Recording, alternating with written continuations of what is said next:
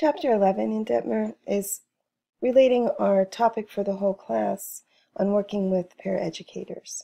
This is a unique relationship and specific to special education typically. And it's one that can be a bit challenging sometimes, especially for new teachers, to figure out how to make that work in the classroom. You sometimes see situations like a very new teacher or much younger teacher coming into a classroom and a paraeducator who has been there for 20 years. So it can be a strange way to begin a relationship. And sometimes, of course, classroom teachers do things in different ways. And so it can be a challenge sometimes to develop this initial strong relationship.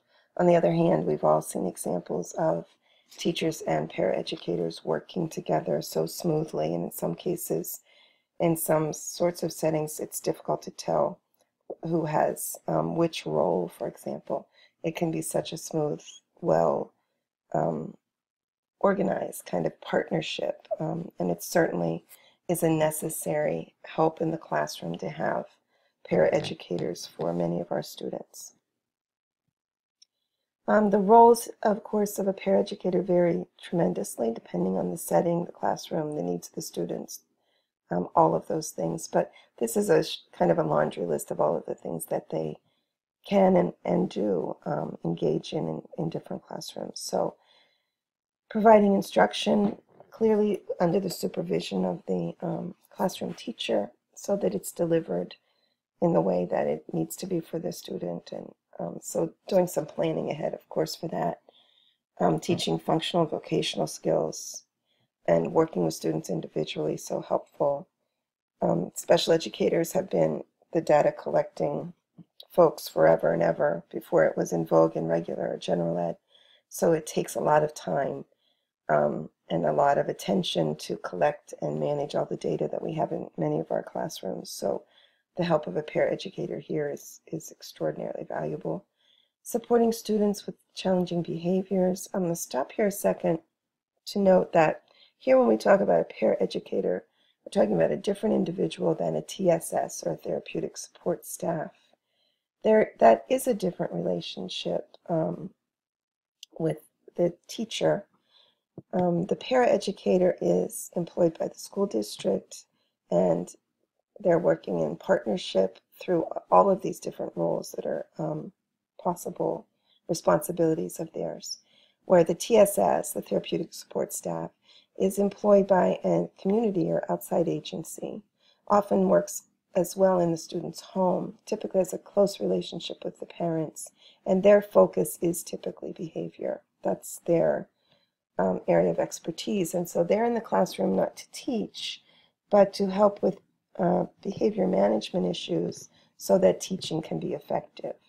And so they wouldn't be providing instruction or shouldn't be, but they should very much be working on the collecting and managing of data around behaviors and the actual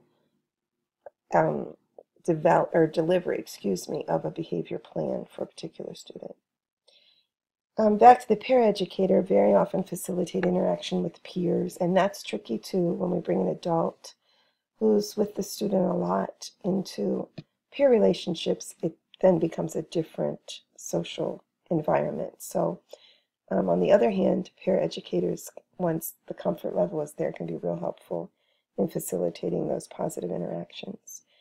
Depending on the situation and the needs of the students, they often may provide personal care and then engage in some clerical activities. This might be material preparation for classes. Very often it's for standardized or statewide testing, but huge help in the area of preparing materials and just having extra hands and eyes in the classroom.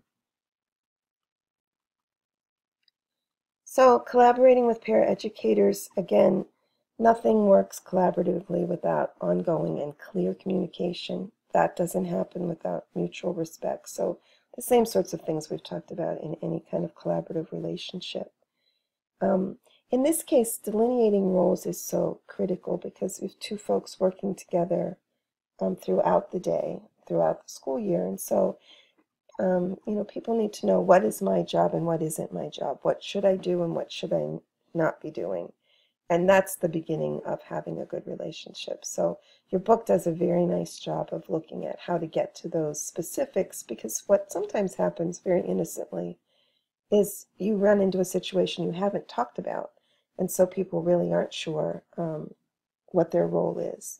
Sometimes paraeducators can overstep their roles if this isn't clear, so or not do something that you're depending upon them to do. So very important piece of getting started well, and a good job in the book of looking at things that might not pop to mind initially.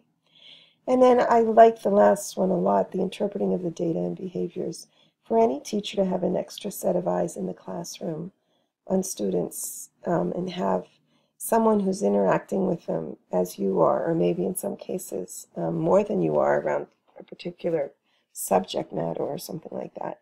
It's just so helpful to hear that other perspective and put those perspectives together and get a better, clearer picture of how the student's doing and what they might need if they're not doing as well as we'd like.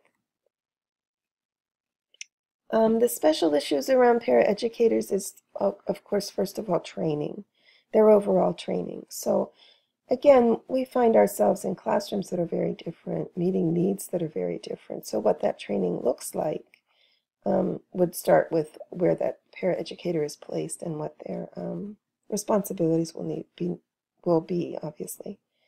Training for instruction should be very specific, because paraeducators are not certified teachers. So their role is different, but they certainly can deliver instruction just as parents help kids in the home, or we used to before clearances became such an issue, have grandparents come in and help students with reading, that kind of thing.